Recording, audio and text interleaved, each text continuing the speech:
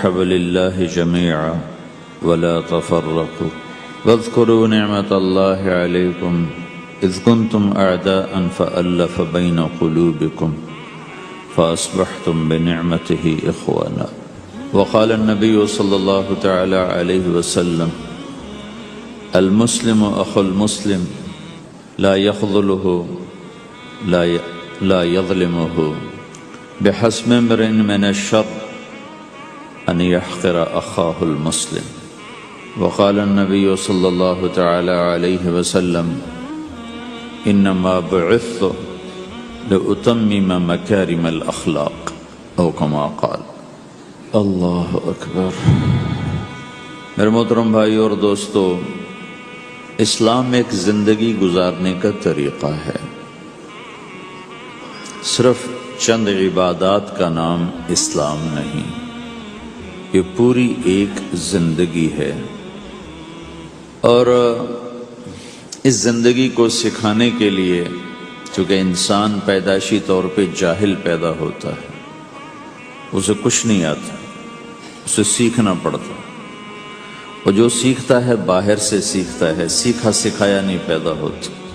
کسی بچے کو آپ جنگل میں چھوڑ دو اور کوئی اس سے ملے نہیں تو وہ گونگا ہوگا، کچھ نہیں بول سکے، لیکن آپ چڑیا کے بچے کو تنہا چھوڑ دو، کوئی چڑیا اس سے ملاقات نہ کرے تو وہ اپنی زبان ہی بولے گا، اپنی زبان میں بولے گا۔ کوے کو تنہا چھوڑ دو، کوئی کوا اسے ملنے نہ دو تو کوے کی زبان ہی بولے گا۔ لیکن انسان کو گجراتی کا بچہ پنجابیوں میں چھوڑ دو تو گجراتی بھول جائے گا، پنجابی بولے گا۔ پنجابیوں کا بچہ گجراتیوں میں چھوڑ دو تو وہ پنجابی نہیں بولے گا، وہ گجراتی بولے گا۔ اور کوئی بھی نہ اس سے ملے، اسے تنہا چھوڑ دو تو وہ کچھ بھی نہیں بول سکے گا، گونگا ہوگا۔ تو انسان جو کچھ سیکھتا ہے باہر سے سیکھتا ہے، اور چونکہ امتحان کی جگہ ہے تو باہر دونوں چیزیں موجود ہیں، غلط بھی صحیح بھی، دونوں جنس بازار میں موجود۔ انسان کے علاوہ جتنی مخلوق ہے ان میں غلط کرنے کا کوئی سسٹم ہی نہیں ہے، وہ غلط کر ہی نہیں سکتے، جو کرتے ہیں ٹھیک کرتے۔ انسان کے اندر دونوں سسٹم ہیں، فَأَلْهَمَهَا فُجُورَهَا وَتَقْوَاهَا، یہ دونوں نظام لے کے چلتا ہے۔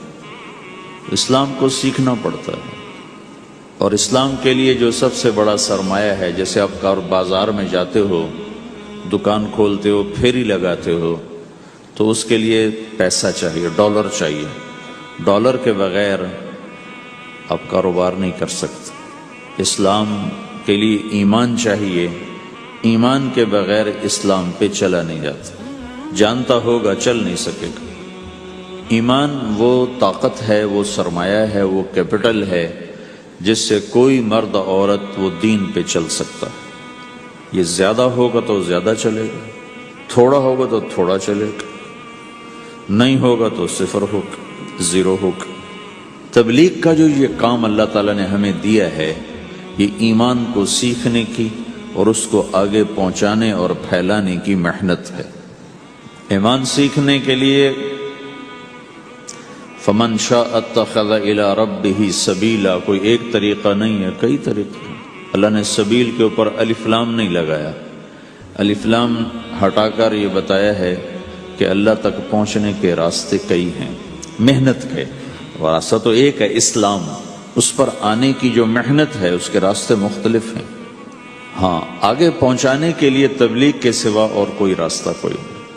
یہاں آ کر تبلیغ منفرد کا کام منفرد ہو جاتا ہے کہ کسی محنت میں گشت کوئی نہیں سوائے تبلیغ، صرف تبلیغ ہے جس میں گشت ہے کہ خود چل کے جاؤ۔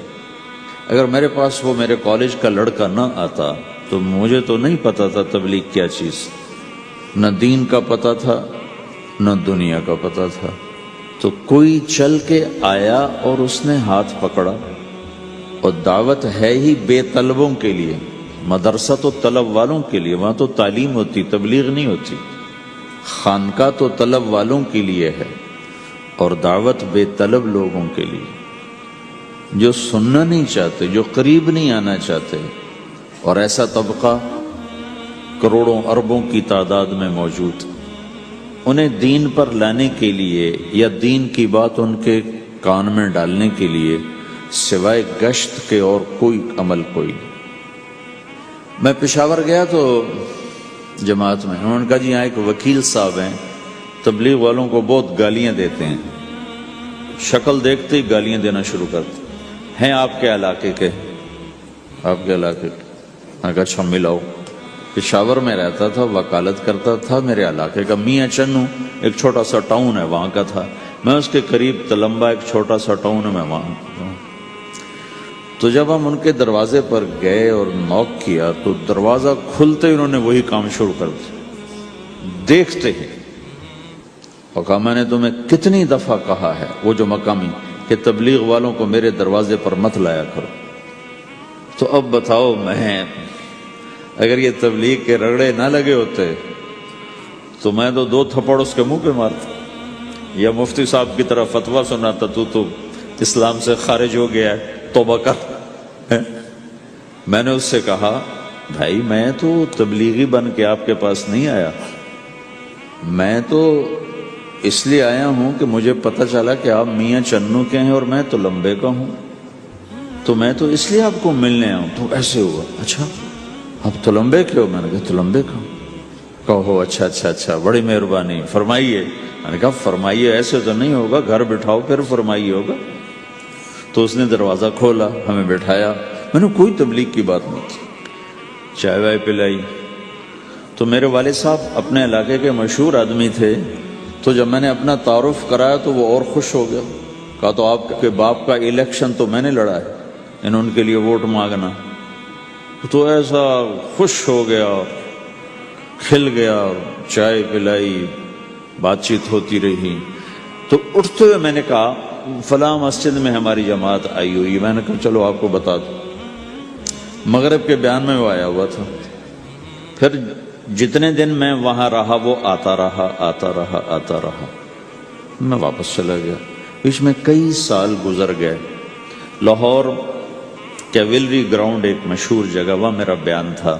جو کرکٹر آئے ہوئے تھے، ان کو ہم نیا سعید انور، انضمام، مشتاق، ان کو ہم قریب کر رہے تھے، اس وقت نئے نئے ان کو قریب کر رہے تھے، تو یہ لوگ آئے ہوئے تھے۔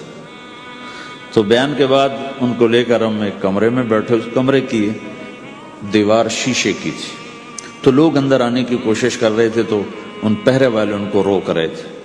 تو اس میں سے ایک آدمی منہ اوپر کر کے میری طرف سے اشارہ کرے، تو میں نے دیکھا تو ایک آدمی کی بڑی داڑھی، اور وہ مجھے ایسے ایسے اشارہ کر رہا ہے، میں نے نہیں پہچانا۔ تھوڑی دیر کے بعد میں نے غور سے دیکھا تو وہ وہی وکیل صاحب پشاور والے، تو میں نے کہا ان کو اندر بلاؤ اندر بلاؤ۔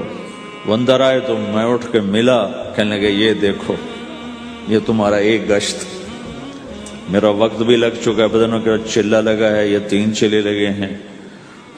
تو جو دیکھو نا، آپ میں سے کئی لوگ پھیری لگاتے ہیں، جس کو گجرا پھیری لگاتا ہوں، پھیری۔ میں پہلے سمجھا ہی نہیں، پھیری تو کہتے ہیں چھوٹے جہاز کو جو سمندر میں چلتا ہے، میں سمجھا یہ پھیری لگاتے ہیں، پھیری، اور وہ تو گجراتی میں پھیری کہتے ہیں پھیری کو۔ تو پہلے تو میں چکر کھاتا رہا کہ یہ کیا ہے پھیری، پھیری تو چھوٹے جہاز کو کہتے ہیں، چھوٹا بحری جہاز۔ تو پھر بعد میں کسی نے کہا کہ یہ چل پھر کے سودا بھیجا، اچھا اچھا پھیری کو پھیری کہہ رہے ہیں، تم خدا کو خدا کر دیتے ہو، خدا کا شکر۔ ایک تو خدا لفظ ہی میں نے پہلے کہا تھا بولنے کا نہیں ہے، ایک اس کو خدا کو خدا کر دیتے ہو، خدا کی قسم۔ تو تم پھیری لگاتے لگاتے گاہک بنا لیتے ہو، نہیں بناتے ہو؟ پھیری لگاتے لگاتے تم اپنے گاہک بنا لیتے ہو۔ یہی تبلیغ کا کام ہے کہ پھیری لگاؤ، لوگوں کے در کھٹکھٹاؤ، کوئی لے گا کوئی نہیں لے گا۔ جو آپ لوگ پھیری لگاتے ہو تو سارے آپ سے سودا لیتے ہیں؟ نہیں لیتے، کوئی لیتا ہے کوئی نہیں لیتا، لیکن آپ جاتے رہتے ہو جاتے رہتے ہو جاتے رہتے ہو جاتے رہتے ہو، آہستہ آہستہ آپ اپنا اتنا کام کر لیتے ہو کہ آپ کی روٹی چل جاتی۔ تو سارے نبیوں نے پھیرا لگایا، کوئی نبی گھر نہیں بیٹھا کہ میرے پاس کوئی آئے گا تو اسے سکھاؤں گا، ہر نبی نے پھیرا لگایا۔ اور داؤد علیہ السلام نے ایک دفعہ یہ کیا، ایک بڑا عبادت خانہ بنایا اور اس کی دیواریں اونچی کر دی، اتنی اونچی کہ اندر کوئی جا نہ سکے، اور یہ طے کیا کہ ہفتے میں ایک دن میں کسی سے نہیں ملوں گا، صرف اللہ اللہ کروں گا، ہفتے میں ایک دن۔ تو وہ پہلا دن تھا، اندر سے تالا لگا دیا اور خود اندر بیٹھ گئے، اور پہلا دن ہے کہ میں آج کسی سے نہیں ملوں گا۔ تو میرے رب کو یہ بات پسند نہیں آئی کہ نبی کا کام کٹ کے بیٹھنا نہیں ہے، لوگوں میں جانا ہے۔ تو اللہ تعالیٰ نے انسانی شکل میں 2 فرشتے اندر اتار دیے۔ اذ تصوروا المحراب ففزع منهم قال لا تخف خصمان بغى بعضنا على بعض فاحكم بيننا۔ کہا جی حضرت ہمارا جھگڑا ہو گیا ہے، ہم آپ سے فیصلہ کروانے آئے۔ تو داؤد علیہ السلام ڈر گئے کہ دروازہ بند ہے، یہ آئے کہاں سے؟ دیوار اتنی اونچی ہے کہ اس کے اوپر سے چھلانگ لگا کے بھی اندر نہیں آ سکتے، تو یہ کون ہے، آئے کہاں سے؟ دروازے کو دیکھیں تالا لگا ہوا ہے، دیوار کو دیکھیں اتنی اونچی ہے، تو کون چھلانگ لگا کے اندر آئے گا؟ تو ڈر گئے۔ تو کہنے لگے جی آپ ڈرے نہیں، ہمارا جھگڑا ہو گیا۔ کہ کیا جھگڑا ہے؟ کیا جھگڑا ہے؟ کہ ان ھذا اخی له 99 نعجہ ولی نعجۃ واحدہ فقال اکفلنیها وعزنی فی الخطاب۔ یہ میرا بھائی ہے، اس کے پاس 99 بکریاں ہیں، بھیڑیں، 99 بھیڑ ہے، اور میرے پاس ایک ہے۔ یہ مجھے کہتا ہے ایک بھی مجھے دے دے، میری 100 پوری ہو جائے۔ تو آپ بتاؤ یہ غلط کر رہا ہے کہ ٹھیک کر رہا ہے؟ اب یہ فیصلہ تو آپ چھوٹے سے بچے سے بھی کروا سکتے ہو، نہیں؟ یہ تو لطیفہ سا بن گیا، داؤد علیہ السلام کے لیے لطیفہ بن گیا کہ ایک آدمی کہتا ہے جی میرے پاس 99 ہے، تیرے پاس ایک ہے، تو ایک مجھے دے دے، میری 100 ہو جائیں۔ تو داؤد علیہ السلام سوچ میں پڑ گئے یہ چکر کیا ہے۔ تو ایک دم ان کو خیال آیا کہ اوہ، جیسے میرے رب نے مجھے پیغام بھیجا ہے کہ داؤد تجھے بندوں کو دعوت دینے کے لیے بھیجا ہے، مصلی پر بیٹھنے کے لیے نہیں بھیجا۔ ہاں مصلی پر بیٹھنا ہے، اس کے لیے رات ہے۔ قم اللیل الا قلیلا نصفہ او انقص منہ قلیلا او زد علیہ ورتل القرآن ترتیلا۔ چل ومن اللیل فتہجد بہ نافلۃ لک عسیٰ ان یبعثک ربک مقاما محمودا۔ رات ہے، آ جاؤ۔ ان ناشئۃ اللیل ہی اشد وطئا واقوم قیلا۔ آجا آجا، رات بڑی مزے کی چیز ہے، تو اور میں تنہا۔ فاذا فرغت فانصب والى ربک فارغب۔ آ جاؤ۔ تتجافى جنوبهم عن المضاجع يدعون ربهم خوفا وطمعا ومما رزقناهم ينفقون۔ رات تیری میری، دن میرے بندوں کے لیے۔ نہیں بیٹھ سکتا، تسبیح پکڑ کے نہیں بیٹھ سکتے ہو۔ تو اس پر داؤد علیہ السلام سجدے میں گرے۔ آیت سجدہ ہے اس لیے میں نہیں پڑھتا ہوں۔ سجدے میں گرے اور کہا یا اللہ معافی کر، یا اللہ معاف کر دے، یا اللہ معاف کر دے۔ میں نے دروازے بند کر لیے، حالانکہ میں یہ میرے منصب کے خلاف تھا، اس پر اللہ سے معافی مانگی۔ تو چل کے جانا نبیوں کی صفت ہے، یہی ہماری صفت۔ اس امت کو یہ کام دیا گیا کہ یہ اوروں کے پاس جا کے اپنا سودا پیش کر، اپنوں کو بھی سنبھالے اور غیروں تک بھی پہنچے۔ نہیں سنتے پھر جاؤ، نہیں سنتے پھر جاؤ، کیونکہ دلوں کا پھیرنا اللہ کے ہاتھ میں ہے، تیرے ذمہ آواز لگانا ہے۔ اللہ تعالیٰ نے تقسیم کر دی، قم اللیل الا قلیلا، رات اللہ کے پاس آ جا۔ دن میں کیا کر، ان لک فی النہار سبحا طویلا، تیرا دن میں کام بہت زیادہ ہے۔ سبحا طویلا، دعوت کے کام کو تیرنے سے تشبیہ دی ہے۔ سبح تیرنے کو کہتے ہیں۔ اللہ کے نبی کا ایک گھوڑا تھا جس کا نام تھا سبحہ، میں نے بتایا تھا پہلے دن، وہ اتنا تیز چلتا تھا جیسے تیر رہی ہو، اس لیے اللہ کے نبی نے خود اس کا نام سبحہ رکھا تھا، تیرنے والا۔ تو تبلیغ کے کام کو تیرنے سے تشبیہ دی کہ آپ نے لمبا تیرنا ہے، اور مکے میں تو پانی کوئی نہیں، تو کہاں تیرنا ہے جی؟ سارے مکے میں پانی کا قطرہ کوئی نہیں زمزم کے کنویں کے سوا، تو تیرنا کہاں ہے؟ یہ اس دعوت کے کام کی بڑی خوبصورت تصویر ہے، سبحا طویلا۔ حالانکہ اللہ فرماتا ہے ان لک فی النہار شغلا طویلا عملا عظیما جہدا طویلا، لیکن سبحا طویلا، جو آدمی چل رہا ہوتا ہے اگر وہ بیٹھ جائے تو کوئی نقصان تو کوئی نہیں، گاڑی چلا رہا ہے کہیں گاڑی روک لے تو کوئی نقصان تو کوئی نہیں، تھوڑی دیر سے پہنچ جائے گا۔ کہیں گاڑی کھڑی کر کے کافی پینے لگ گیا تو کوئی مسئلہ تو کوئی نہیں ہے، آدھا گھنٹہ دیر سے گھر پہنچ جائے گا۔ تیرنے والا پانی میں اتر گیا، اب یہ رک سکتا ہے؟ کیوں بھائی؟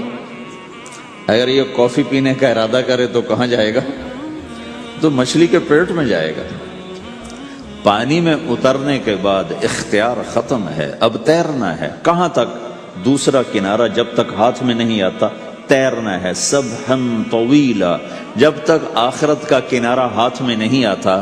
اے میرے نبی، تجھے دعوت کا کام کرتے ہی رہنا ہے، کرتے ہی رہنا ہے، کرتے ہی رہنا ہے، تیری چھٹی کوئی نہیں۔ سبحن میں یہ اشارہ تھا کہ چھٹی کوئی نہیں، یہ موت تک کا کام ہے۔ وَاعْبُدْ رَبَّكَ حَتَّى يَأْتِيَكَ الْيَقِينُ۔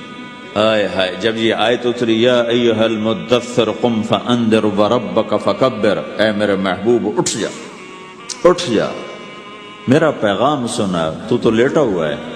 تو اس پر آپ نے کہا خدیجہ انقطع ایام النوم والراحہ، میرے آرام کے دن چلے گئے، میرے سونے کے دن چلے گئے، میرے رب نے مجھے کہا ہے اٹھ جا اور میرا پیغام سنا۔ تو اس وقت تو کوئی جاننے والا نہیں تھا، تو پہلے آپ چپ کے بات فرما رہے تھے، پھر اللہ نے کہا کھل کے کہہ، تو پھر آپ نے کہا میں خدیجہ میں کس کو کہوں، میری کون سنے گا، من ادعو من یستجیب۔ تو حضرت خدیجہ نے عرض کی یا رسول اللہ، آپ دعوت دینے میں پہل کریں، میں لبیک کہنے میں پہل کرتی ہوں۔ تو بھائیو، دعوت ہمارا سرمایہ ہے، دعوت سے ایمان بنتا ہے، ایمان سے عمل بنتا ہے۔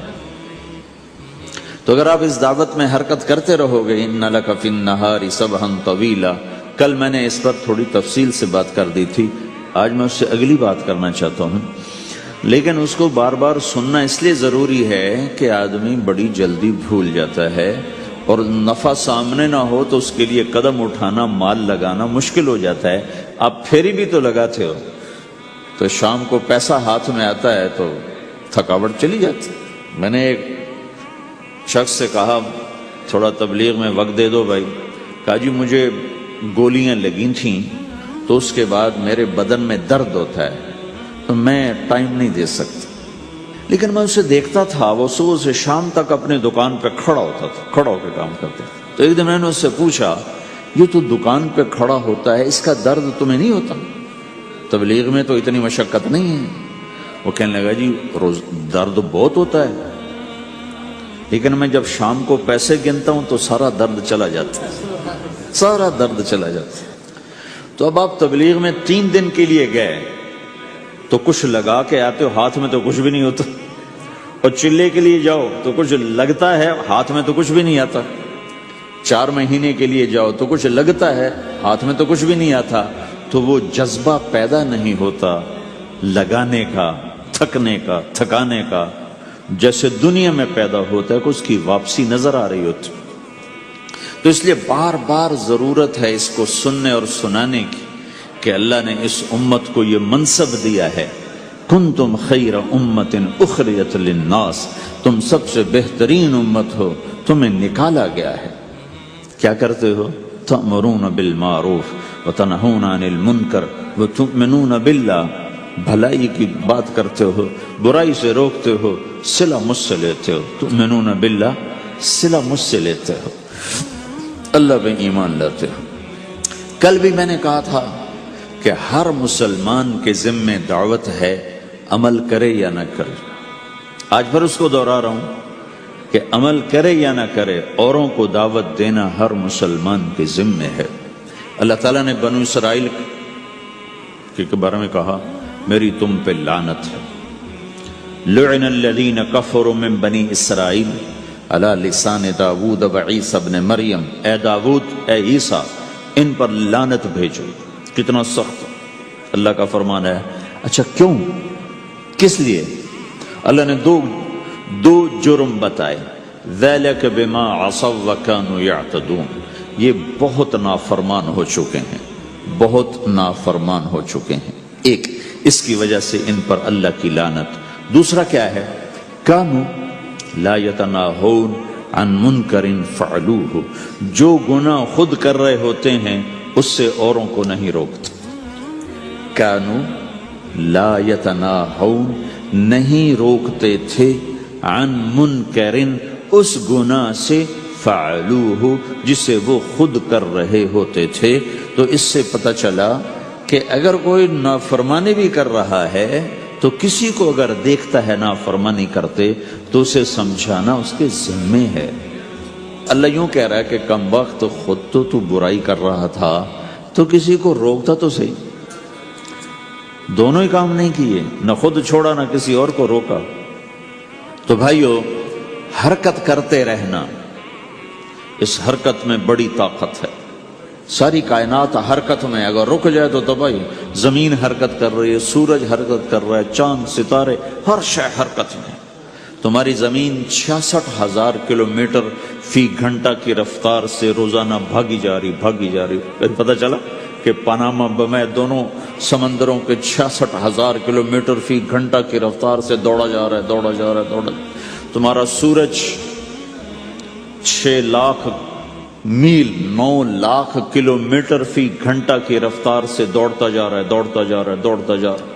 حرکت کے ساتھ زندگی ہے، حرکت ختم ہوگی زندگی ختم ہو جائے گی. اب لوگوں نے حرکت کی، اپنے ملکوں کو چھوڑ کر آئے. اللہ نے آپ کو روزگار دے دیا، باعزت روزگار دے دیا. تو بھائیو اللہ کے دین کے لیے حرکت کرتے رہنا، عمل بھی آ جائے گا انشاءاللہ. ایک دن دیکھو گے زندگی بدلے گی.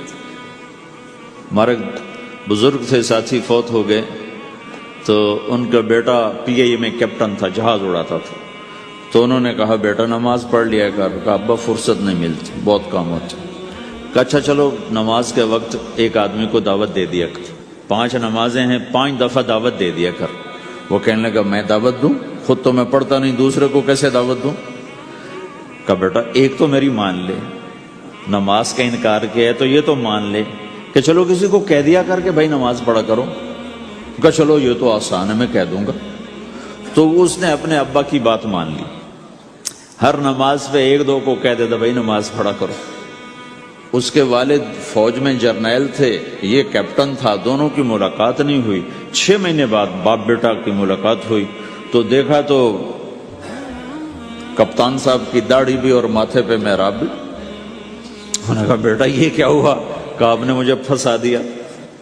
وہ جب میں لوگوں کو کہتا رہا تو میرے اپنے اوپر اثر ہونا شروع ہو گیا کہ میں اپنے آپ کو ملامت کرنے لگا کہ اوروں کو تو کہہ رہا ہے، خود تو پڑھتا نہیں. کہ اس نے مجھے کھڑا کیا اور میں نماز پہ آیا. پھر ایک دن شیو کرنے لگا، شیشے میں کھڑا دیکھ رہا تھا. تو میں نے کہا جب اللہ کو سجدہ کر رہا ہوں تو چہرے پہ نبی کی سنت بھی ہونی چاہیے. تو میں نے سیفٹی بھی پھینک دی، میں داڑھی بھی رکھ لی. تو تبلیغ کا کام کرتے رہنا، ہم فرشتے نہیں بن سکتے. ایک دفعہ ایک آدمی نے میرے پر بڑی چڑھائی کی، تم تبلیغ والے منافق ہو، کہتے کچھ ہو کرتے کچھ ہو، تمہارے قول اور فعل میں بہت فرق، بہت. جب ان کا غصہ اتر گیا تو میں نے ان سے کہا بھائی 100 نمبر تو اللہ نے بھی نہیں مانگے، آپ کیوں مانگتے ہو؟ اللہ نے کہا ہے فمن ثقلت موازینہ، جس کی نیکیاں بڑھ جائیں گی گناہ تھوڑے ہوں گے تو پاس کر دوں گی. تو 100 نمبر تو اللہ نے بھی نہیں کہا کہ ایک گناہ تیرے کھاتے میں نہیں ہونا چاہیے. 100/100 نمبر لے گا تو جنت دوں گا، نہیں تو ریپٹ مار کے جہنم میں ڈالوں گا. تو 100 نمبر تو اللہ بھی نہیں مانگتا. اسے پتا ہے میرا بندہ کمزور ہے، کبھی گناہ کرے گا کبھی نیکی کرے گا. تو وہ کہتا ہے جس کے پاس 51 نیکیاں ہوئیں اور 50 گناہ ہوئے تولوں گا تو 51 جھک جائیں گے نا، 50 معاف. مثال دے رہا ہوں میں. ہمارے علاقے میں ایک ذمہ دار تھے، وہ ذکر بھی بہت کرتے تھے، گالیاں بھی بہت دیتے تھے. ادھر سبحان اللہ تیرے فلانے، الحمدللہ کے ساتھ ایک پھکڑ تولتے تھے. ساری زندگی وہ ایسا ہی کرتے رہے. جب وہ فوت ہو گئے تو کسی نے ان کو دیکھا تو انہوں نے پوچھا کہ میاں صاحب آپ کے ساتھ کیا ہوا؟ آپ تو گالیاں بہت دیتے تھے. خود انہوں نے یہ پوچھ رہے آپ تو گالیاں بہت دیتے تھے، تو آپ کے ساتھ کیا ہوا؟ کہ اللہ تعالیٰ نے میرے ذکر اور میری گالیوں کو تولا تو میرا ذکر بڑھ گیا تو میری بخشش ہو گئی. اللہ نے بھی کاؤنٹنگ رکھی ہے، پرفیکشن مانگی ہی نہیں. اگر اللہ پرفیکشن مانگتا تو پھر آپ کہتے تم کرتے کچھ ہو کہتے کچھ ہو. اگر میں کہتا صحیح ہوں تو ایک نیکی تو کر رہا ہوں، اور کرتا نہیں ہوں تو ایک گناہ کر رہا ہوں۔ کیا پتا میرا رب میرے کہنے کے طفیل میرے نہ کرنے کو معاف کر دے۔ بس ایک صورت میں ہے کام خطرناک کہ اگر میں اس کہنے سننے کو اپنی دنیا بنانے کا ذریعہ بنا لوں پھر خطرناک ہے۔ أَتَأْمُرُونَ النَّاسَ بِالْبِرِّ وَتَنْسَوْنَ أَنفُسَكُمْ وَأَنْتُمْ تُتْلُونَ الْكِتَابَ، وہ یہ آیت ہے۔ لیکن اگر میرے اندر اخلاص ہے تو پھر میں انسان ہوں، کبھی اچھا کروں گا کبھی برا کروں گا، لیکن میرے ذمہ صدا لگانا ہے۔ تو بھائیو اس تبلیغ کے کام کو کرتے رہنا، کرتے رہنا، اس سے ایمان بنتا ہے، ایمان سے دین وجود میں آتا ہے۔ دین کے دو حصے ہیں، ایک عبادات ہے جس میں نماز سب سے اہم ہے، پھیری پہ ہو گھر پہ ہو نماز نہ چھوڑو۔ رمضان کے روزے ہیں، اللہ پھر رزق زیادہ دے دے، حج کرو، زکوٰۃ دو، لیکن عبادات بڑی محدود ہیں اور اس میں کثرت اللہ نے مطالبہ بھی نہیں کیا، بلکہ اللہ تعالیٰ نے اس میں اعتدال ہی کو پسند فرمایا ہے۔ اللہ تعالیٰ نے ہمارے نبی لمبی لمبی نمازیں پڑھتے تھے تو اللہ تعالیٰ نے روک دیا کہ ما انزلنا علیک القرآن لتشقی، میرے نبی میں نے تمہیں قرآن اس لیے نہیں دیا کہ تو لمبی لمبی نمازیں پڑھ کے تھکتا رہے، درمیان نہ چل، درمیان نہ چل۔ اللہ کے نبی نے تبلیغ میں زیادہ زور دکھایا تو اللہ نے اس پر بھی کہا فلا تذهب نفسك عليهم حسرات، اتنا غم نہ کیا کر کے تو خود ہی ہلاک ہو جائے، مت نہیں، ایسا نہ کر۔ تو عبادات محدود ہیں اور اس میں اعتدال مطلوب ہے۔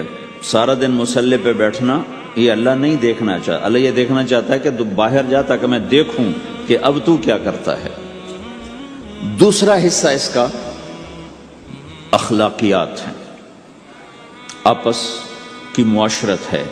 دین جو اثر انداز ہوتا ہے وہ معاشرت سے اثر انداز ہوتا ہے، عبادت سے نہیں، عبادات سے نہیں۔ عبادت تو مسجد کے اندر ہے یا مصلی پر گھر کے اندر ہے، روزہ اندر کی چیز ہے، حج بیت اللہ میں ہے، زکوٰۃ مسلمان کو دی جاتی ہے۔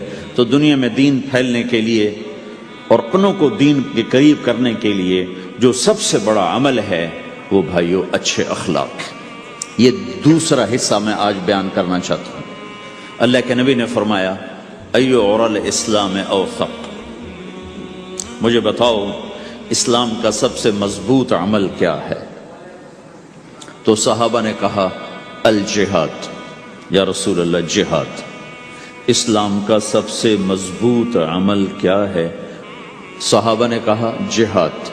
تو آپ نے کہا وحسن وما هو به، ہاں ہاں جہاد بہت اچھا عمل ہے لیکن سب سے بڑا عمل نہیں ہے، سب سے مضبوط عمل نہیں ہے۔ ان کا جی الصلاۃ، نماز۔ تو ہم نے کہا ہاں وحسنۃ وما ہی بہا، نماز بھی بہت اچھی چیز ہے لیکن وہ نہیں جو میں پوچھ رہا ہوں، سب سے اعلیٰ، سب سے اوپر، سب سے مضبوط نہیں۔ تو انہوں نے کہا جی الحج، حج۔ تو آپ نے کہا حج بھی بہت اچھا عمل ہے لیکن وہ نہیں جو میں نے پوچھا ہے۔ پھر صحابہ نے کہا جی روزہ، آپ کا روزہ بھی بہت اچھا ہے لیکن وہ نہیں جو میں نے پوچھا ہے۔ تو پھر صحابہ نے کہا یا رسول اللہ پھر آپ ہی بتائیں، ہمیں تو نہیں پتا۔ تو ہمارے نبی عبادات سے اوپر لا رہے ہیں، اپنے ساتھیوں کو عبادات پہ قائم کر دیا۔ ہر آدمی نمازی بن چکا ہے، ہر آدمی روزے دار بن چکا ہے، ہر آدمی مالدار زکوٰۃ دینے والا بن چکا ہے، اور ہر آدمی حج کا جذبہ پیدا کر چکا ہے۔ اب آپ ان کو اخلاق پہ لانا چاہتے ہیں، چونکہ اسلام کی تکمیل اخلاق سے ہے۔ اسلام کو تشبیہ دی گئی ہے گھر کے ساتھ، بنی الاسلام علی خمس، تو بنیا کا لفظ عمارت پر بولا جاتا ہے۔ تو اسلام کی بنیاد میں ہے کلمہ، نماز، روزہ، حج، زکوٰۃ۔ اگر اس مسجد کی بنیادیں بھر دی جائیں تو اس کو مسجد تو نہیں کہیں گے نا، ہاں جی بنیادیں ڈال دی ہیں، چھت ڈالنی ہے، جب چھت پڑے گی تو پھر یہ مسجد کہلائے گی۔ تو اسلام کی بنیاد قائم ہو چکی تھی، اب آپ چھت ڈالنا چاہتے تھے۔ چھت کیا ہے؟ وہ اچھے اخلاق ہیں، تو اب آپ ان کو اوپر لا رہے ہیں، اوپر لا رہے ہیں۔ تو آپ نے جب پوچھا تو انہوں نے وہی کہا جو انہوں نے ابھی سیکھا تھا، نماز، روزہ، جہاد، حج، لیکن آپ نے سب کی نفی کر دی، نہیں یہ بھی نہیں، یہ بھی نہیں، یہ بھی نہیں، یہ بھی نہیں۔ اچھا یا رسول اللہ آپ بتائیں۔ تو آپ نے فرمایا ان اوثق عرى الاسلام الحب للہ والبغض للہ، اسلام کا سب سے مضبوط عمل وہ آپس میں اللہ کے لیے محبت کرنا ہے۔ اسلام کا سب سے مضبوط عمل وہ آپس میں اللہ کے لیے محبت کرنا ہے۔ اسلام کا سب سے مضبوط عمل وہ محبت ہے، اللہ کے لیے بغض ہے، اللہ کے لیے محبت ہے، یہ اسلام کا سب سے مضبوط عمل ہے۔ تو بھائیو، یہ چھوٹا سا معاشرہ اسلامی بن جائے، اس کے لیے بنیاد میں نے پہلے بتا دی، اب چھت بتا رہا ہوں، وہ ہیں اچھے اخلاق۔ اللہ تعالیٰ نے جب ہمارے نبی نے نماز لمبی پڑھی تو اللہ نے کہا درمیانی پڑھو، میں نے ابھی بتایا۔ تبلیغ میں دکھ زیادہ جھیلا تو اللہ نے کہا درمیانہ چلو۔ لیکن جب اللہ کے نبی نے اخلاق بلند کیے، اخلاق، تو اس پر بھی اللہ تعالیٰ فرماتا میرے نبی ذرا اتنا نرم نہ ہو، تھوڑا سا سختی دکھا، آنکھیں دکھا، تھوڑا شونشاں کر۔ ہیں تو میرے رب نے کیا کہا؟ واہ، میرے رب نے آپ کے اخلاق کی جیسی تعریف کی ہے، آپ کے کسی عمل کی ایسی تعریف نہیں کی۔ نماز کو کہا معتدل، اعتدال، دعوت کو کہا اعتدال، اور اخلاق کو کیا کہا؟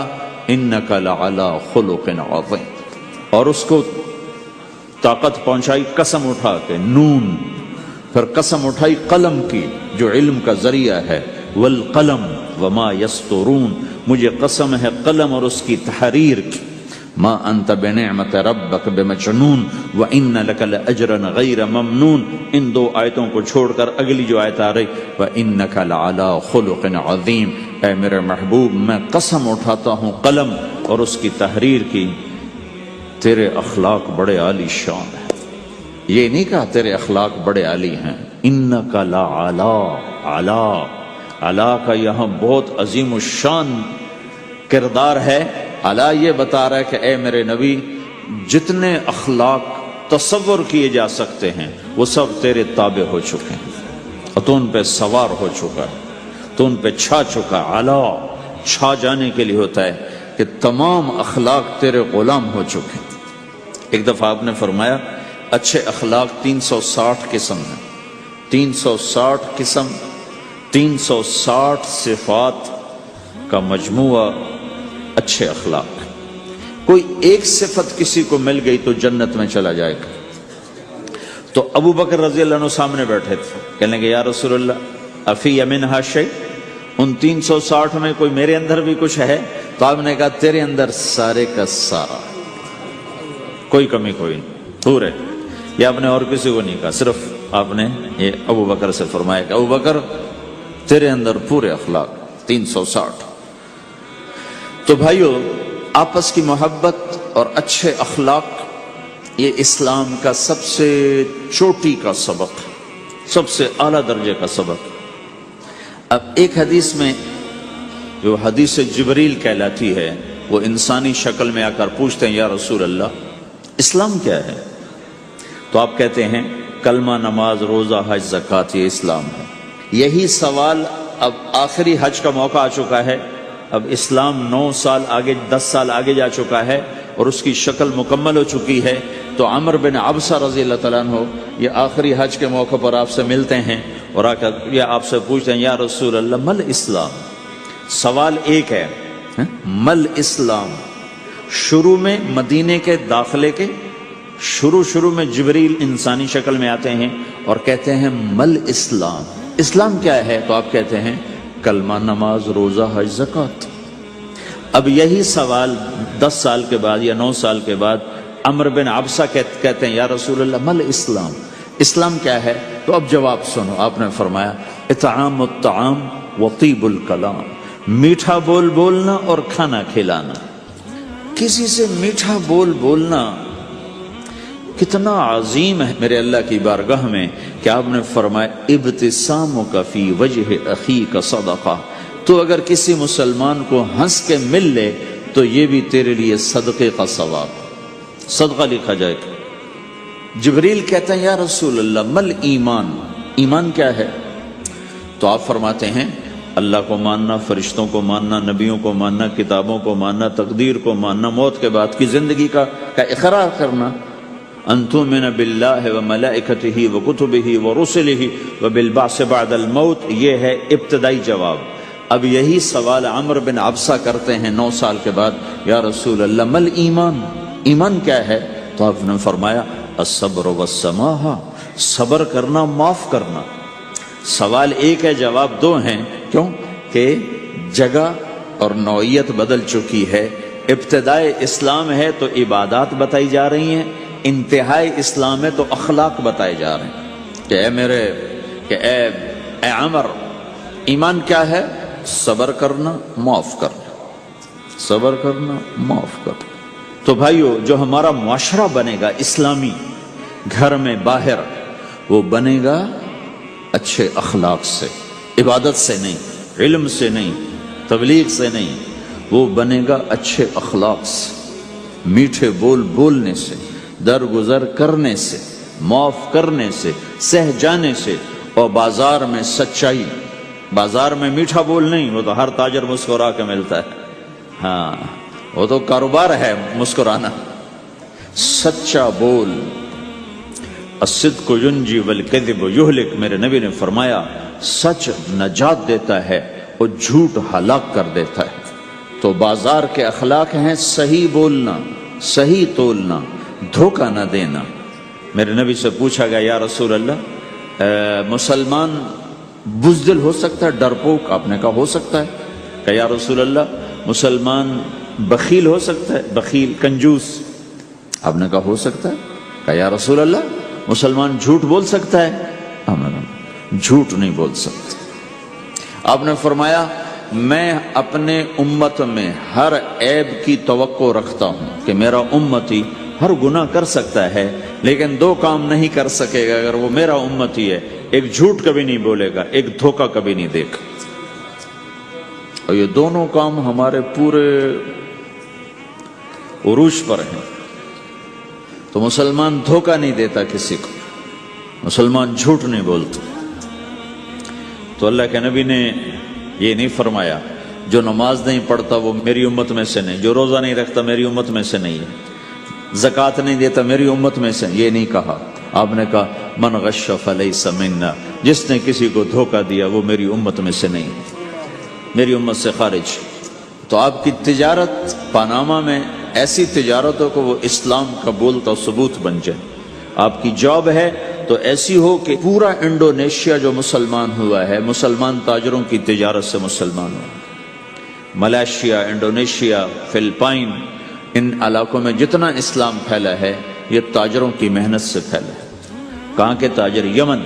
یمن کے عرب تاجر.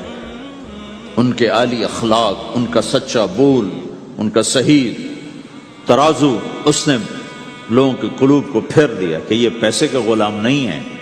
تو ہماری تجارت اس لیے نہیں کہ ہم پیسہ بنائیں، ہماری تجارت اس لیے کہ ہم تجارت میں اللہ کے احکام زندہ کریں، جس میں سب سے بڑا حکم سچ بولنا ہے اور دھوکے سے بچنا ہے اور غلط کاروبار سے، غلط کام سے بچنا ہے.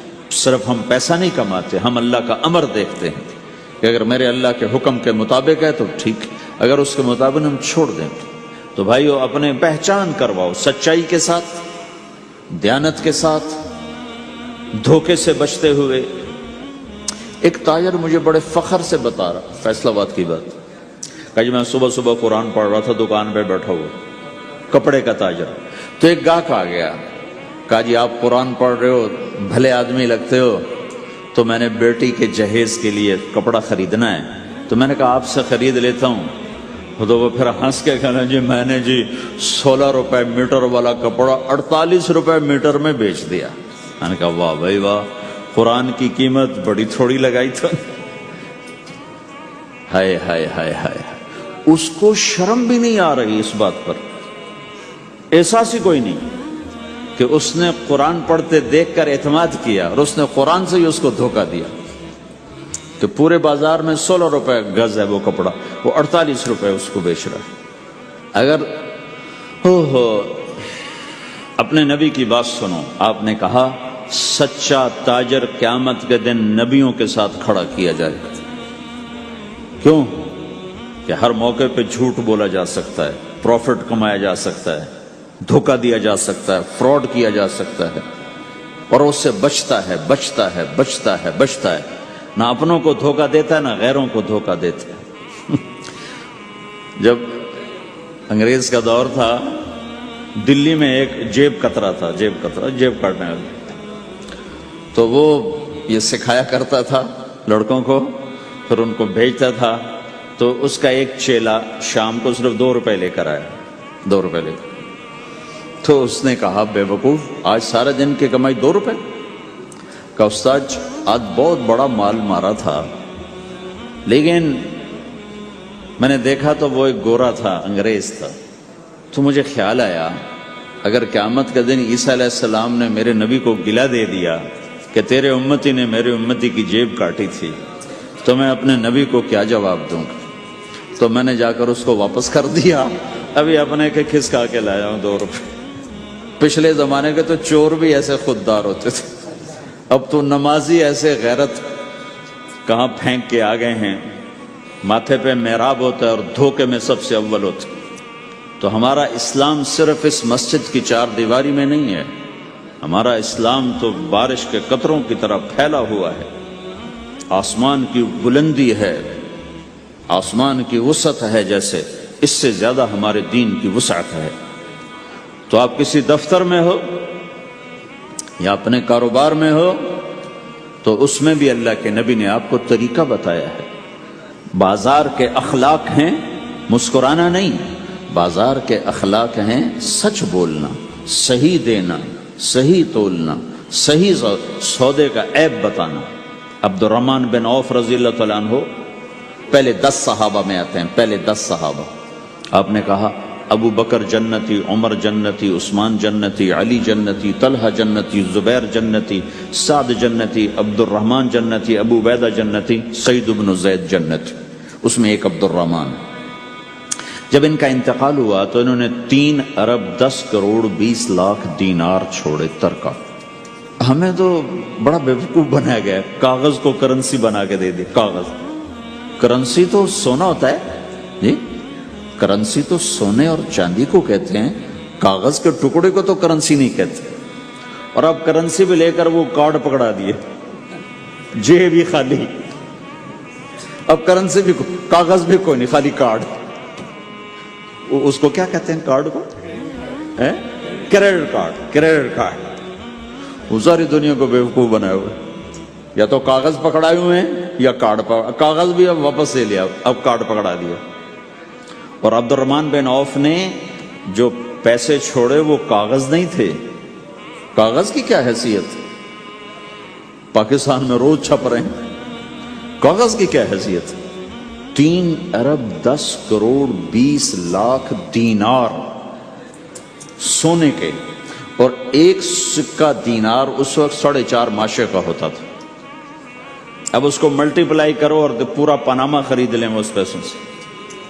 اور وہ ٹاپ لسٹ کے 10 10 صحابہ میں سے ایک، وہ فرماتے تھے میری تجارت کا یہ اصول رہا کہ میں نے کبھی ادھار نہیں خریدا، نہ کبھی ادھار بیچا، نہ کبھی ادھار خریدا۔ جو خریدے بھی ادھار اور بیچے بھی ادھار، اسے نیند کہاں آئی؟ دینے والے دیتے نہیں، لینے والے سر پہ کھڑے ہوتے، انہیں نہ بیوی اچھی لگتی نہ بچے اچھے لگتے، وہ گھر میں بیٹھ کے بھی گھر میں نہیں ہوتے۔ تو آپ نے فرمایا نہ میں نے کبھی ادھار خریدا، نہ کبھی ادھار بیچا، نقد خریدا نقد بیچا۔ دوسرا میرا اصول یہ رہا کہ میں نے کبھی سٹاک نہیں کیا، جب مجھے پروفٹ ملا میں نے فوراً بیچ دیا، انتظار نہیں کیا 1 ہفتے بعد بیچوں گا ریٹ بڑھ جائے گا۔ جس دن مجھے پروفٹ ملا، 1 پیسہ بھی ملا تو میں نے فوراً بیچ دیا۔ تیسرا اصول یہ تھا کہ میرے سودے میں کوئی کمی یا عیب ہوتا تو میں اسے چھپاتا نہیں تھا، ظاہر کرتا تھا، اس میں یہ کمی ہے بھئی، لینا تو لے لو، نہیں لینا تو چھوڑو۔ تو ہماری تو تجارت بھی جنت کا راستہ ہے۔ مدینے کے لوگ ذمہ دارا کرتے تھے، مکہ کے لوگ تجارت کرتے تھے، ان کی زراعت اور تجارت دین کے پھیلنے کا ذریعہ بن گئی۔ عبد الرحمن بن عوف رضی اللہ عنہ کا مال اللہ کے دین کے کام آیا، عثمان رضی اللہ عنہ کا مال اللہ کے دین کے کام آیا۔ جنگ تبوک میں 10,000 آدمیوں کا سامان حضرت عثمان اکیلے نے دیا۔ 30,000 کا لشکر تھا تو 1/3 10,000 کا سارا سامان عثمان رضی اللہ عنہ نے اپنے گھر سے دیا، اور وہ دینار لا کے پیش کیے نا، تو اللہ کے نبی وہ دینار لے کر یوں کر رہے تھے، ایسے ایسے وہ کر رہے تھے، ما علی عثمان اللہ یعمل بعد عثمان، آج کے بعد تو کچھ نہ کر، جنت واجب ہو گئی تیرے لیے۔ تو بھائیو، ہمارا دین صرف ہمیں عبادت نہیں بتاتا، بازار کی زندگی بتاتا ہے کہ مسلمان بازار میں کیسے ہوتا ہے۔ کسی کے ہاں ملازم ہے تو اس کی نوکری کیسی ہوتی ہے، اس کی دیانت کیسی ہوتی ہے، اس کا بول کیسا ہوتا ہے۔ وہ پیسے پہ قربان نہیں ہوتا، وہ پیسے کو ایمان پہ قربان کرتا ہے۔ تو آپ کی تجارت بھی دین کے پھیلنے کا ذریعہ بنے گی۔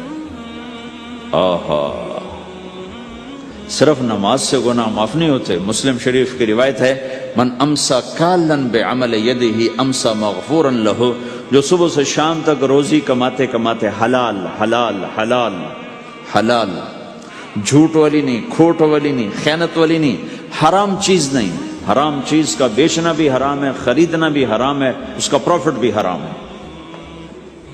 جس گھر میں حرام پیسہ جائے گا وہاں سکھ کبھی نہیں آئے گا، چیزیں آ جائیں گی، چین نکل جائے گا۔ 1960 کی دہائی میں ایک پاکستان کا افسر تھا، اس نے 1960 میں لوگوں کے پاس 100 روپے مشکل سے ہوتے تھے، اس نے اس زمانے میں کروڑوں روپے جمع کیے رشوت سے، بہت بڑی پوسٹ پر تھے۔ جب وہ مر گیا، ایک دن اس کا بیٹا کہہ رہا تھا، کاش ہمارا باپ ہمارے لیے حرام کٹھا نہ کرتا تو کوئی خوشی کا دن ہم بھی دیکھ لیتے۔ جن کے لیے جمع کیا تھا کہ میرے بچے اب مزے سے، میں نے خود اپنے کانوں سے اس کو یہ کہتے ہوئے سنا کئی دفعہ، میں آج مر جاؤں میری بچی کو کسی کی پرواہ نہیں کہ میں نے اتنا پیسہ بنا دیا ہے۔ تو اسی کا بچہ یہ کہہ رہا تھا، کاش ہمارا باپ ہمارے لیے حرام کٹھا نہ کرتا تو ہم بھی کوئی خوشی کا دن دیکھ لیتے۔ تو اللہ کے نبی نے فرمایا، من امسا کالن بعمل یدہ امسا مغفور لہ، جو صبح سے شام تک حلال کمانے میں تھکتا ہے اور تھک کے واپس آتا ہے تو اس کے اس دن کے سارے گناہ اللہ معاف فرما دیتا۔ تو ہمارا بازار بھی دین ہے بھائی، پھر ہمارا گھر بھی دین ہے، گھر کی زندگی دین ہے۔ میرے نبی نے گھر کی زندگی سمجھائی۔ آپ اپنے گھر میں جھاڑو دے رہے ہیں، قاب قوسین کا ٹائٹل لے کر، مقام محمود کا ٹائٹل لے کر، ختم نبوت کا تاج سر پہ سجا کر، نبیوں کے سرداری کا صحرا باندھ کر آپ گھر میں جھاڑو دے رہے ہیں، اپنے کپڑے خود دھو رہے ہیں۔ 9 بیویاں ہیں، 9 اپنے کپڑے خود دھو رہے ہیں۔ کوئی پھٹ گیا ہے خود سی رہے ہیں، جوتا پھٹ گیا خود ٹھیک کر رہے ہیں۔ حضرت عائشہ رضی اللہ عنہ کو آٹا گوندنا نہیں آتا تھا، چھوٹی عمر تھی تو ان کو آٹا گوند کے دیتے تھے، جب تک ان کو آٹا گوندنا نہیں آیا ان کو آٹا گوند کے دیتے تھے۔ ہمیں تو گھر کی زندگی بھی سمجھائی گئی ہے، اور ہمیں بتایا گیا کہ تو اب اپنی بیوی کے منہ میں لقمہ ڈالتا ہے تو یہ بھی تیرے لیے صدقہ ہے۔ سب سے بہترین صدقہ وہ ہے جو تم اپنے بچوں پر خرچ کرو۔ پھر دنیا دکھوں کا گھر ہے تو میں قربان جاؤں اپنے نبی پر، آگے آنے والے سارے زمانوں کو دیکھ کر بیان فرما گئے، بتا گئے، اور انہوں نے فرمایا مجھے بتاؤ جہاد میں خرچ کرنے سے بھی بہتر خرچ کون سا ہے؟ جہاد میں خرچ کرنا تو سب سے بہتر شمار ہوتا ہے۔ آپ نے کہا مجھے بتاؤ جہاد میں خرچ کرنے سے بھی بہتر کون سا خرچ ہے؟ تو صحابہ نے کہا جی ہم تو نہیں جانتے، ہم تو اسی کو سب سے بہتر جانتے ہیں۔ ہم نے کہا نہیں، اولاد کا ماں باپ پہ خرچ کرنا جہاد میں خرچ کرنے سے بھی بہتر ہے۔ یہ کیوں فرمایا؟ کہ آگے نظر آ رہا تھا کہ اولاد نافرمان نکلے گی۔ اگر اللہ چاہے تو اس کے یہ کہنے پر وہ پلاٹ مسجد کے نام ہو گیا، واپس نہیں لے سکتا۔ اگر اللہ چاہے، اگر اللہ چاہے، اور اللہ تو چاہتا ہے کہ تم اس کے نام پر دو، من ذا الذی یقرض اللہ قرضا حسنا۔ ٹھیک ہو گیا؟ یہ بات سمجھ میں آ گئی؟ اب ایک آدمی یوں کہتا ہے انشاءاللہ میری بیوی کو 3 طلاق، اگر اللہ چاہے تو میری بیوی کو 3 طلاق، تو علماء فرماتے ہیں یہ طلاق نہیں ہوگی۔ کیوں نہیں ہوگی؟ اس لیے کہ اس نے کہا ہے اگر اللہ چاہے تو میری بیوی کو 3 طلاق، اور اللہ چاہتا ہی نہیں کوئی اپنی بیوی کو طلاق دے، لہذا یہ طلاق نہیں ہوگی۔ ہزاروں دفعہ کہہ دے انشاءاللہ ساتھ لگا ہوا ہو، نہیں ہوگی، کیونکہ اللہ چاہتا ہی نہیں تم طلاق دو۔ اللہ گھر آباد، سینکڑوں آیات ہیں گھر کو آباد کرنے کے لیے۔ فَإِنْ خِفْتُمْ شِقَاقَ بَيْنِهِمَا، اگر میاں بیوی میں ہوگی کھٹپٹ تو بڑھاؤ نہیں۔ کیا مصیبت ہے کہ کچھ ادھر سے بڑھانا لگ جاتے ہیں، کچھ ادھر سے بڑھانا شروع کر دیتے ہیں۔ فَبَعْثُوا حَكَمًا مِّنْ أَهْلِهِ وَحَكَمًا مِّنْ أَهْلِهَا، تو طلاق دینے میں جلدی نہ کرو، جلدی نہ کرو۔ صلح صفائی کے لیے ایک آدمی بچی کی طرف سے آئے، ایک آدمی بچے کی طرف سے آئے، اور دونوں میں صلح صفائی کی کوشش کرو۔ یا ایھا النبی اذا طلقتم النساء، اے میرے نبی جب تم طلاق دینا چاہو تو یا ایھا النبی یہاں یہ اس لیے آیا ہے کہ اللہ تعالیٰ کہہ رہا ہے اے ایمان والو، میں یہ نبی اپنا سفارشی بنا کے تمہارے سامنے پیش کرتا ہوں، طلاق نہ دیا کرو، نہ دیا کرو۔ یہ ہے یا ایھا النبی سے ایک دم ایمان والوں کی طرف منتقل ہونے کا فلسفہ کہ دیکھو میں اپنا نبی تمہارے لیے سفارشی بناتا ہوں کہ طلاق نہ دیا کرو۔ اگر دینی پڑ جائے، چونکہ جائز ہے، نہیں نباہ ہو رہا، پھر زبردستی بھی نہیں کرنی چاہیے۔ اگر کوئی جائز وجہ ہے تو طلاق ہوئی ہے، پھر اسے دشمنی کا سبب نہیں بنانا چاہیے۔ اگر صحیح مناسب ہوئی ہے، اللہ کے نبی نے خود 2 خواتین کو طلاق دی، نکاح تو کیا، رخصتی نہیں ہوئی، طلاق دے دی۔ اللہ کے نبی کی بیٹیوں کو طلاق پڑی، حضرت ام کلثوم، حضرت رقیہ رضی اللہ عنہ، دونوں کو طلاق دی گئی۔ ابو لہب کے بیٹوں نے طلاق دی۔ آپ نے حضرت حفصہ کو طلاق دینے کا ارادہ کیا تو عمر رضی اللہ عنہ کو پتہ چلا، بڑے غمگین ہوئے، تو اللہ جبریل آ گئے، یا رسول اللہ، اللہ تعالیٰ فرما رہے ہیں حفصہ کو طلاق نہیں دے سکتے، یہ آپ کی دنیا کی بیوی بھی ہے، جنت کی بیوی بھی ہے۔ کہ عمر کے دل شکنی ہو رہی، تو ایک گھر باقی رہے اس کے لیے سینکڑوں آیات اللہ تعالیٰ نے اتاری، اور ہمیں کہا عاشروہن بالمعروف، اپنی بیویوں کے ساتھ اچھا سلوک کرو۔ ہمیں خطاب، چونکہ مرد کسی کی بچی کو لے کے آتا ہے، لڑکا کسی کی بچی کو لے کے آتا ہے، اور وہ بچی ماں چھوڑتی، باپ چھوڑتی ہے، بھائی چھوڑتی ہے، بہنیں چھوڑتی ہے، سہیلیاں چھوڑتی ہے، سب کو چھوڑتی ہے، اور تیسرے دن اس کو تانے شروع ہو جاتے ہیں، اس کا تو دل ہی نہیں لگتا۔ اور پہلے دن اپنی بیوی کو نصیحت دی جا رہی تھی، میری ماں کی خدمت کرنی ہے، میری کرنا کر، میری ماں کی کرنی ہے، میرے ابا کی کرنی، میری بہنوں کی کرنی، کسی کے سامنے تم نے بولنا نہیں، کسی کے سامنے اف نہیں کرنا۔ بے وقوف، اس سے محبت تو جتا پھرو، اس کے بعد جو کچھ کہے گا وہ کرے گا۔ پہلے دن ہی حکم، نہ تعلق بنا ہے، نہ محبت پیدا ہوئی ہے، اور نہ ابھی جوڑ بیٹھا ہے، اور پہلے دن حکم سنانے شروع کر دی۔ اس کے ذمہ نہ تیری ماں کی خدمت ہے، نہ تیرے باپ کی خدمت ہے، نہ تیری بہنوں کی خدمت، یہ ساری خدمت تو تیرے ذمہ ہے۔ ہمارا سسرال کا معاشرہ بڑا ظالم ہے، لاکھوں میں کوئی ایک گھر بچا ہوا تو الگ بات ہے، ورنہ میں تو دنیا پھری ہے، کیا دنیا دار کیا دیندار، سب ظلم ہی ظلم ہے۔ اتنی نیک عورتیں تہجد گزار، مصلی سے اٹھتی نہیں، تسبیح ہاتھ میں ہے، لیکن جب وہ ساس بنتی ہیں تو ایسا ظلم ان کے اندر سے نکلتا ہے کہ کانپ اٹھتے ہیں در و دیوار۔ جب عورت ماں ہوتی ہے تو اس کے روئیں روئیں سے محبت کے چشمے پھوٹتے ہیں، وہی عورت جب ساس بنتی ہے تو ایک دم ظلم کی تصویر بن جاتی، اسے اپنی بہو میں کوئی خوبی نظر ہی نہیں آتی، عیب ہی عیب نظر آتے ہیں، اپنے بیٹے کو بھڑکاتی رہتی، یہ کرتی ہے، یہ کرتی ہے۔ اور ایسے بے وقوف ہیں، کوئی ماں کی وجہ سے بیویوں کو تباہ کر دیتے ہیں، کوئی بیویوں کی وجہ سے ماؤں کو تباہ کر دیتے ہیں۔ یہ دونوں ظلم ہیں۔ ماں کی وجہ سے بیوی پہ زیادتی نہ کرو، بیوی کی وجہ سے ماں پہ زیادتی نہ کرو۔ بیوی کا اپنا مقام ہے، ماں باپ کا اپنا مقام ہے، بہنوں کا اپنا مقام ہے۔ 100% شکایات جھوٹی ہوتی ہیں، سب جھوٹ ہوتا ہے۔ اس لیے میرے رب نے دستور بتایا، ان جاءکم فاسق بنبأ فتبینوا، جب کسی کی خبر سنو، کوئی کمی کوتاہی سنو، اول تو سنو نہیں، اگر سننی پڑ جائے تو تحقیق کر لو، تحقیق کر لو۔ قاضی अयास के पास आए, एक शख्स आया रोता हुआ, हाय मर गया। तो उनके साथ एक आदमी बैठे थे, कहने लगे हजरत इसका कजिया जल्दी से सुन लें, बेचारा बड़ा मजलूम लगता है। कहने लगे चुप कर, यूसुफ अलैहिस्सलाम के भाई भी रात को रोते हुए बाप के पास आए थे। हर रोने वाला मजलूम नहीं होता, हर रोने वाला मजलूम नहीं होता।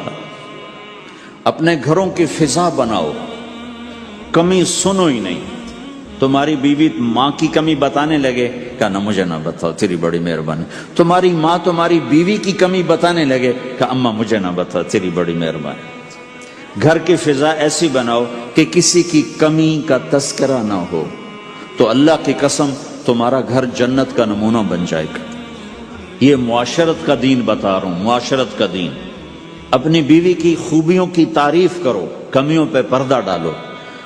बीवियों के जिम्मे है खामिद की खूबियों की तारीफ करें। इंसान हौसला अफजाई का मोहताज होता है। एक बुजुर्ग है अपने किसी मुरीद के घर, तो वहां उन्होंने खाना खाया, खाना उनको पसंद आया। कहने लगे अपनी बेगम को पर्दे में बुलाओ। तो उन्होंने अपनी बेगम को पर्दे में बुलाया, कहा बेटी मैंने तेरा हाथ का खाना खाया, बहुत मजेदार था, अल्लाह तुम्हें जज़ाए खैर दे, तुमने बहुत अच्छा पकाया। तो वो ज़ारो कतार रोने लगी। तो उन्होंने पूछा बेटी क्या हुआ, मैंने तो कोई ऐसी बात नहीं की। कहा नहीं हजरत आपकी बात पे रोना नहीं आया, रोना इस पर आया है कि 30 साल से मैं इस शख्स के साथ रह रही हूं, कभी एक दफा इसने मेरे हाथ के पके की तारीफ नहीं की। आप घर में तशरीफ लाए, आपने पूछा कोई खाने को कुछ है? उम्मे सलमा रज़ियल्लाहु अन्हा का घर, का या रसूल अल्लाह आज तो कुछ नहीं, सिरका है। का वाह वाह वाह वाह, निअमल इदाम अल खल, सिरका तो बहुत अच्छा सालन है। सुभान अल्लाह, कैसे दिलजोई फरमाई अपनी बेगम की, सिरका तो बहुत अच्छा सालन है। या तूने नमक कम डाल दिया, तूने मिर्ची ज्यादा कर दी। हम रायमंड में पढ़ते थे ना, तो पकाना हमारे जिम्मे होता था, तो हमें पता कि पकाते हुए क्या गुजरती। जब 2-2 हजार आदमी की रोटी हम पकाते थे, 5-5 बोरी आटा गूंदा है हाथों से, 10-10 मन खड़े होकर रोटी लगाई है, सख्त सर्दी में भी सख्त गर्मी में भी। सर्दी में जब रात को आटा गूंदते थे हम, तो हमारे हाथ ऐसे अकड़, तुम तो सर्दी देखते ही नहीं हो, हाथ ऐसे अकड़ जाते थे। और सुबह 4 बजे उठ के रोटी पकाना शुरू करते थे, 2000 आदमी की रोटी पकानी होती थी। तो अब कोई आकर कहते उन्हें कच्ची रोटी पकाई, तो जी दादा एक थप्पड़ इसके मुंह पे मारे कि 4 बजे के हम उठे हुए हैं, पका पका बुरा हशर हो गया, कहते कच्ची पकाई। भाई सब्र करके चुप करके खा जा। मौलाना लियाज़ साहब रहमतुल्लाह अलैह एक अपने मुरीद के घर गए, तो उसने खीर बनाकर पेश की। अच्छा, नमक और चीनी एक जैसे होते हैं, वो देहाती औरत समझ न सकी, चीनी के बजाय नमक डाल दिया। तो उन्होंने जा सबसे पहले मौलाना लियाज़ साहब के सामने खीर रखी, तो आपने जो चखी तो वो तो थी कड़वी। कहने के भाई वाह वाह वाह वाह वाह वाह, बड़ी मजे की खीर, सारी लिया, मैं अकेला खाऊंगा, किसी को नहीं खाने दूंगा। सारी खीर खा गए उस पर पर्दा डालने के लिए।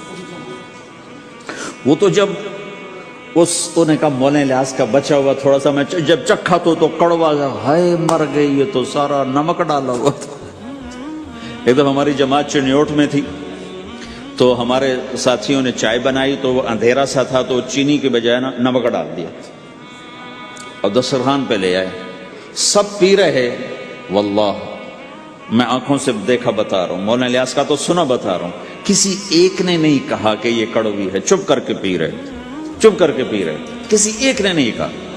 बाहर एक देहाती खड़ा था, तो मैंने उसका चाचा आते नु चाह पीवामा, वो आ गया, उसने पहला घूंट भरा, ओए था कौड़ी है, उसने बांडा फोड़ दी। फिर सारे साथी हंस पड़े कि चाचा हमने तो पर्दा डालने की कोशिश की थी खिदमत वालों पर तू नहीं पर्दा चाक कर दी।